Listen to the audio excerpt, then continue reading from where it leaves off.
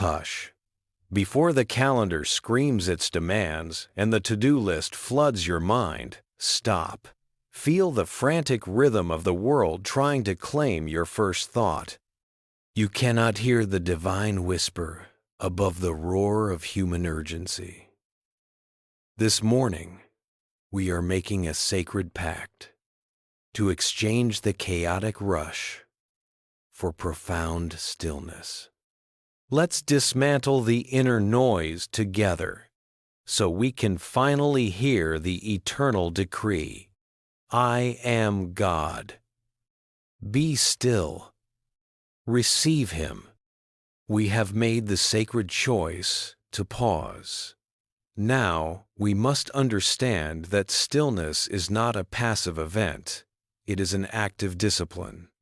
True stillness is not found in the absence of noise around you, but in the cessation of the frantic movement within you. We are learning to master the inner noise, to surrender the constant need to process, plan, and panic. 2.1. Stillness as surrender, releasing the need to control. The greatest barrier to be still is the belief that if you stop moving, everything will fall apart. This is the fear of the unguarded moment. The surrender of the to-do list. The first step in stillness is handing over the entire day's agenda. We mentally take the long, overwhelming list of tasks and lay it at the foot of the divine. We declare, I will not carry the burden of the next 8 hours. I surrender the outcome, the timing, and the pressure to achieve. This act of release immediately creates space in the soul. The surrender of self-correction. Many of us are stuck in a cycle of constantly reviewing past mistakes or judging present inadequacies. Stillness demands the surrender of self-condemnation. We cease the self-critique, declaring, my worth is not tied to my performance. I am loved not for what I do, but simply for who I am. This silence of the inner critic is a deep form of healing. The anchor of the breath. To anchor the restless mind, we return to the simplest rhythm of life, the breath. We use our breath as a continuous declaration. Inhale peace, exhale worry.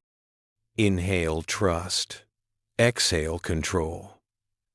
This practice tethers the anxious mind to the present moment, where God resides. 2.2. Stillness as spiritual pruning. The cultivation of calm. Just as a gardener must prune a rose bush for a richer bloom, we must prune the branches of our thoughts to cultivate spiritual calm. Pruning anxiety and what-ifs. Anxiety is the soul's attempt to live in a future that does not yet exist, attempting to solve problems that may never occur. In stillness, we identify those intrusive what-if thoughts and gently but firmly dismiss them. We replace them with a single truth. God is here now.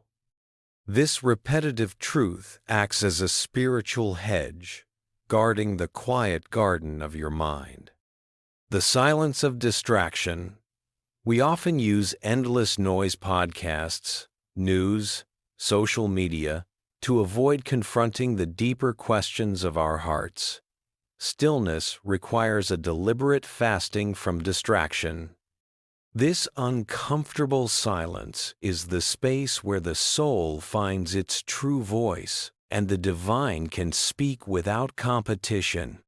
The silence is the invitation. Stillness in the body. We invite the body into the prayer. We relax the shoulders, unclench the jaw, and soften the tension held in the chest.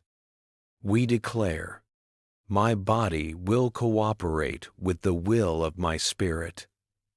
By bringing the physical self into a state of rest, we reinforce the mental decision to be still. 2.3.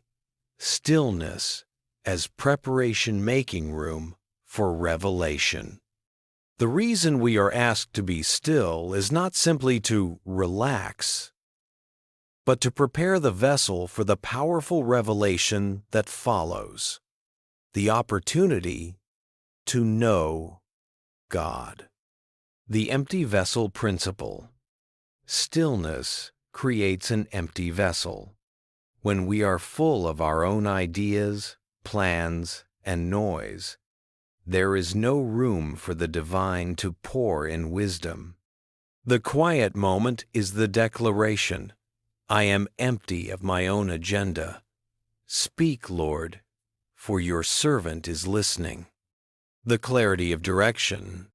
Many of us feel lost not because God hasn't spoken, but because we haven't been still enough to hear the nuanced, gentle direction.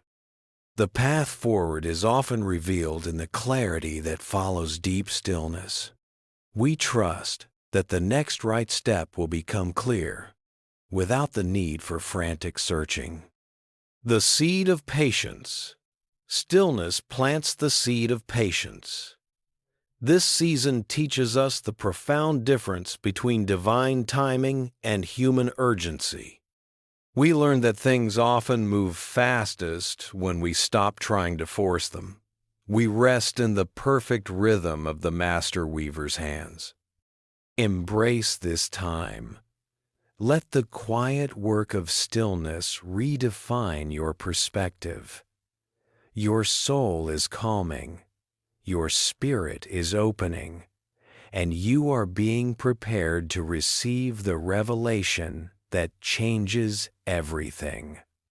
We have disciplined the noise and offered our silence as a sacred space. Now, the final command and the ultimate reward. Know God. This is the climax of our quiet surrender. Knowing God is not merely intellectual.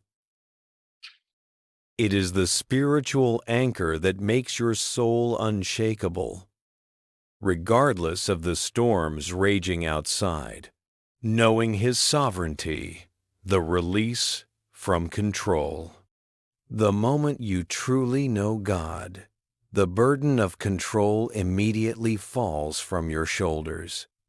Knowing His sovereignty means you accept His absolute authority over every detail of your life. The end of the what-ifs. Anxiety thrives on the unknowns. Knowing God means knowing His power is absolute, His love is relentless, and His wisdom is perfect. We declare, I will not wrestle with the what-ifs, because my God has already planned the will-be's. This revelation allows your mind to rest in the certainty that all things are working toward your dissident good. The scale of His power. When you look at the challenges in your life, the financial mountain, the relationship chasm, the health struggle, they seem insurmountable only when you view them through the lens of your strength. Stillness opens your eyes to the God who speaks planets into existence.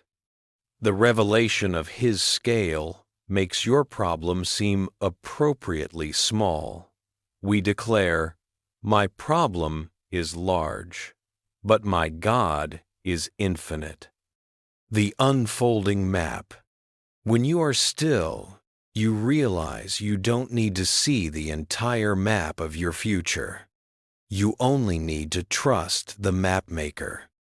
Knowing God means trusting the integrity of the design.